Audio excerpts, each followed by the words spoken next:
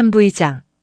6월 초순경 나이든 보모이자 집안일 총괄인 아가피아 미할로브나가 막 절인 버섯 단지를 지하실로 나르다가 그만 발을 헛디뎌 넘어지면서 손목을 삐는 일이 일어났습니다. 이제 막 학업을 마친 말하기를 무척 좋아하는 젊은 공중보건의가 그녀를 진찰하러 별장으로 찾아왔습니다. 손목을 살펴본 그는 뼈가 부러진 것은 아니라고 진단한 뒤 유명한 세르게이 이바노비치 코즈니셰프와 대화를 나눌 기회를 잡은 것에 무척 신이 났습니다. 자신의 진보적인 식견을 뽐내고 싶었던 젊은 의사는 지방의회가 얼마나 한심한 상태에 빠져 있는지 불만을 터뜨리며 온갖 지역 스캔들을 늘어놓았습니다. 세르게이 이바노비치는 주에 깊게 귀를 기울이며 질문을 던졌고 새로운 청중을 만나 고무된 덕에 막힘없이 유창하게 말을 이어갔습니다. 그가 날카롭고 무게감 있는 촌평을 몇 차례 던질 때마다 젊은 의사는 존경 어린 태도로 감탄했습니다. 세르게이 이바노비치는 곧 동생이 너무나 잘 아는 그 흥분된 정신 상태, 즉 명랑하고 격렬한 대화가 끝난 뒤에 늘 찾아오는 고양된 기분에 휩싸였습니다. 의사가 떠난 후 그는 낚싯대를 들고 강으로 가고 싶어 했습니다. 세르게이 이바노비치는 낚시를 몹시 즐겼는데 자신이 이처럼 단순하고 따분한 취미에 몰입할 수 있다는 사실 자체를 은근히 자랑스러워하는 듯 했습니다. 한편 쟁기질하는 밭과 초원에 자신의 손길이 절실했던 콘스탄틴 레비는 형을 마차에 태우러 왔습니다. 그 무렵은 한 해 농사에서 여름의 일대 전환기에 해당하는 시기였습니다. 올해 수확할 곡식의 상태가 확실해지고 내년에 심을 씨앗을 고민하기 시작하며 풀베기가 바로 코앞으로 다가온 때였습니다. 호밀은 이삭이 비록 가볍고 아직 알이 꽉 차지는 않았지만 온통 이삭을 틔워 바람이 불 때면 회색빛이 도는 초록색 파도를 일으키며 출렁였습니다. 늦게 씨를 뿌린 밭에는 파란 귀리 사이사이로 노란 풀더미가 여기저기 흩어진 채 불규칙하게 고개를 숙이고 있었습니다. 일찍 심은 메밀은 이미 싹이 터서 땅바닥을 보이지 않게 뒤덮었습니다. 가축들이 밟아 돌덩이처럼 딱딱해진 휴경지는 쟁기질이 절반쯤 끝나 있었고 쟁기가 지나가지 않은 오솔길들만 원래 모습대로 남아 있었습니다. 밭으로 실어 나른 마른 거름더미에서는 해질녘이 되면 거름 냄새가 터리풀 향기와 뒤섞여 풍겨왔습니다.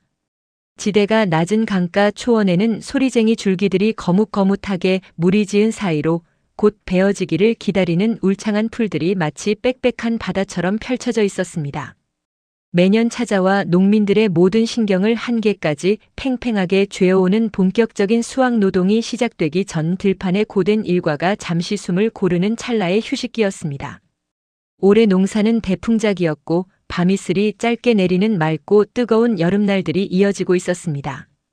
형제는 초원에 닿기 위해 숲을 통과해 마차를 몰아야 했습니다. 세르게이 이바노비치는 이동하는 내내 잎사귀들이 울창하게 뒤엉킨 숲의 아름다움에 연신 찬탄을 보냈습니다. 그는 동생에게 그늘진 쪽은 어둡고 노란 포엽들로 밝은 반점이 수놓인 채 막 꽃을 피우려는 오래된 라임나무를 가리키기도 하고 에메랄드빛으로 찬란하게 빛나는 오래 돋아난 어린 묘목의 새순을 보여주기도 했습니다. 콘스탄틴 레비는 자연의 아름다움에 대해 말로 떠들거나 듣는 것을 좋아하지 않았습니다.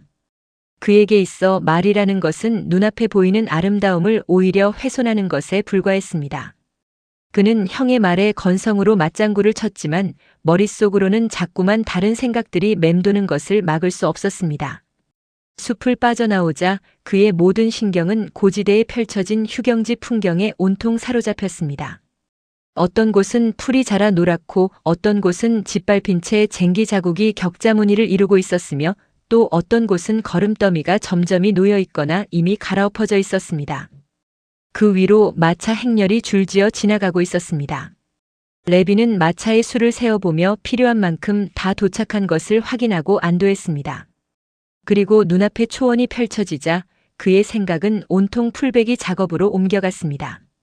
그는 건초를 만들 때가 되면 언제나 가슴 깊은 곳에서 무언가 특별한 감정이 솟구치는 것을 느끼곤 했습니다.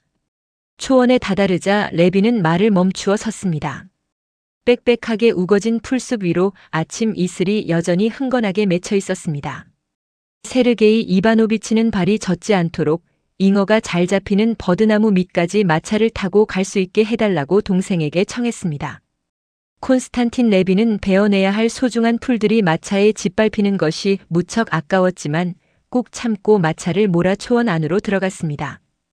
키 높이 자란 풀들이 바퀴와 말의 다리를 부드럽게 감쌌고 축축하게 젖은 바퀴축과 살대 위로 풀씨들이 무수히 달라붙었습니다.